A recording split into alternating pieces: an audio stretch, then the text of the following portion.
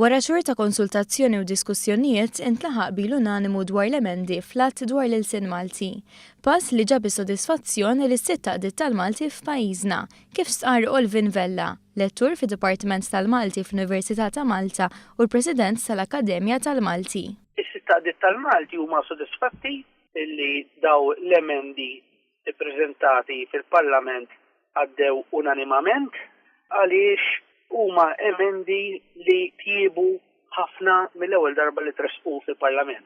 L-emendi mistennija jwaslu biex il-Kunsill Nazzjonali tal-Malti jkun aktar demokratiku u rappreżentattiv fid-dawl li issa se jkun hemm rappreżentanti tal-iskejjel tal-Knisja u tal-iskejjel indipendenti, rappreżentant ieħor mill-Fakultà tal-Edukazzjoni u l-akademiċi li hemm l-Università se jibqgħu fil-Kunsill, dan flimkien ma' rappreżentant tas-Segretarju Permanenti taċ-Ċivil.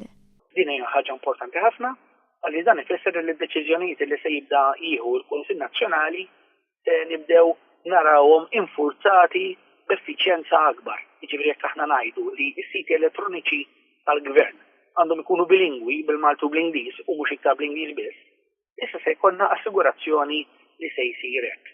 Intlaqet ukoll it-talba li l-Gvern jinvesti fl-iċċekkjatur, dak li bl-Ingliż jissejjaħ spell checker, xi ħaġa li fik l-imvella se twassal biex naraw iżjed kitbiet fil-Malti.